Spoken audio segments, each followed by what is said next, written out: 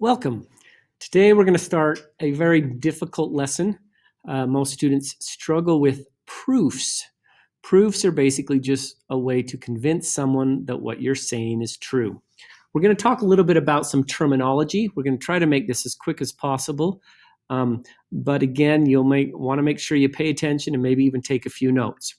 The first thing I want to talk about in proofs, a lot of times they're going to have to give you something that's given. Something that's stated to be true, that you don't need to have any reason for it to be true. It's just say, hey, this angle is congruent to this angle. We're just going to say that. Or this line is parallel to this line. It's just true. We're not going to have any grounds for it. It's just a given statement that we know is true. So all proofs start with some givens or facts or assumptions. The second thing I want to do is in proofs, sometimes we do some basic algebra that there are theorems and rules for algebra. Like for instance, if to go from this equation of 5x plus 8 equals 18 to a 5x equals 8, all I did was I minused 8 from both sides of the equation, or I did the subtraction property of equality. They don't expect you to remember all those subtraction property of equality, multiplication property of equality. All they want you to be able to do is say, hey, I got from this expression to this expression through some algebra. So your algebra would be your reason or proof of why you were able to do what you did.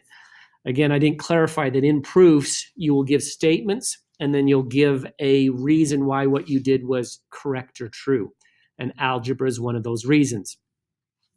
Another thing you'll be doing is substitution. For instance, if you have an expression like 3x plus 2y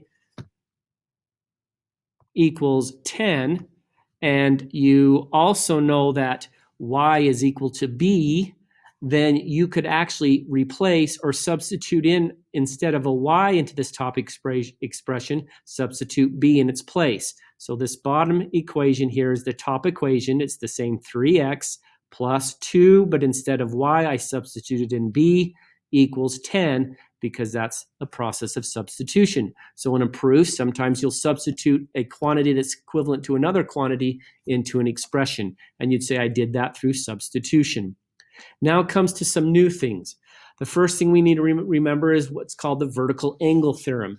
In the vertical angle theorem, if you have two lines that intersect, they form four angles. And we have angle A that is vertical to angle C, and angle A is congruent to angle C. That's what the vertical angle theorem states, that vertical angles are congruent. Angle B is vertical to angle D, and thus they are also congruent. This is the first theorem that you'll refer to in your proofs, is that the vertical angle theorem says that these angles that are across from each other are congruent. The next one we'll be using is what's called a linear pair. A linear pair is two angles that if you think of them as one angle put together, it forms a line that goes straight. So in other words, angle B plus angle A, or the measures of those, is equal to 180. By the way, that's what this means with the little m with an angle symbol and A. That means the measure of angle A plus the measure of angle B is equal to 180. Or a lot of times you will see two angles and you'll say, hey, those are a linear pair. Thus, by the linear pair theorem, measure of angle A plus the measure of angle B equals 180. Angles that add up to 180 are also called supplementary. Supplementary angles do not have to necessarily form a line. They just have to add up to 180. The next thing we want to talk about is the difference between equality versus congruency. Equality is referring to numbers. In other words, 3 plus 4 is just a number, and 3 plus 4 equals 7. That's an equality, so we use an equation or an equal symbol. We could say the measure of angle B. The measure of angle B is just a number, and that might equal the measure of angle C. Again, the measure of angle C is just a number. But when we talk about congruency, we're referring to shapes or geometric figures. So for instance, the triangle ABC might be congruent to the triangle XYZ. We're not talking numbers, we're just saying that they're the same size, same shape. Angle B is congruent to angle C. That just means those two angles are congruent in size. We don't really care about what the numerical value is, we just want to know that they're the same size. Now let's talk about one of the first properties we talk about is the reflexive property. And it seems a very trivial reflexive property. I've in the past said it's the property, but the reflexive property basically just says a number is equal to itself. That's the reflexive property of equality. The measure of an angle is equal to the measure of itself, right? Measure of angle A equals the measure of angle A. It's almost like you're just saying that something's congruent to itself. And congruency, angle A is congruent to angle B. Again, I want to refer to the difference between equality and congruency. If you're talking numbers or you see equal symbol, you'd say the reflexive property of equality. If you see a congruent symbol, and that's what this equals with the little squiggly line above it means, a congruency symbol, then you're talking the reflexive property of congruency. Next, we want to talk about the symmetric property. The symmetric property is kind of like a mirror. If 3 squared equals 9, then obviously the reverse order is true. 9 must equal 3 squared.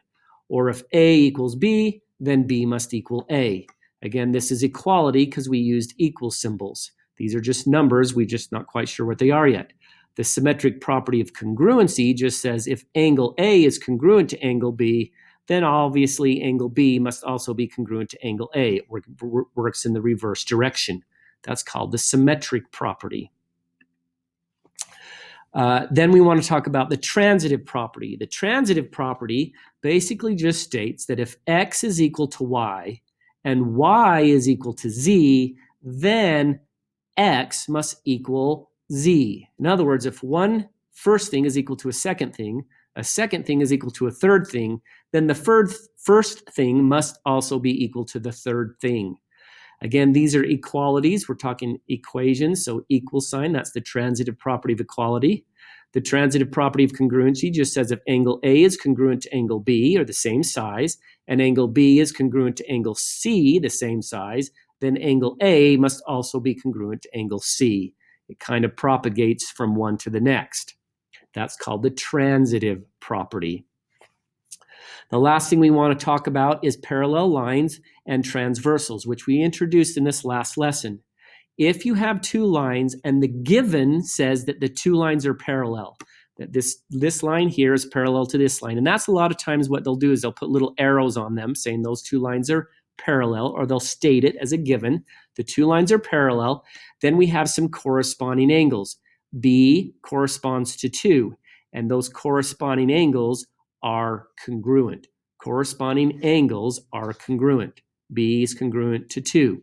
Likewise, A corresponds to 1. It's in the same position. A is congruent to 1.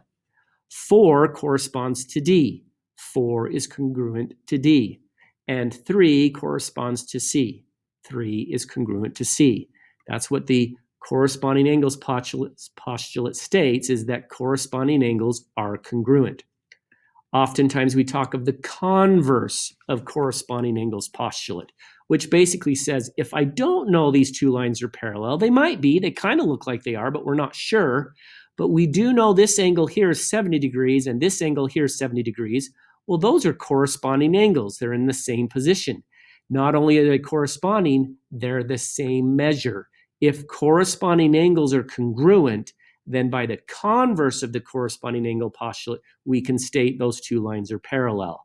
So it's going in the reverse order. If we know two corresponding angles are congruent, then the lines must be parallel.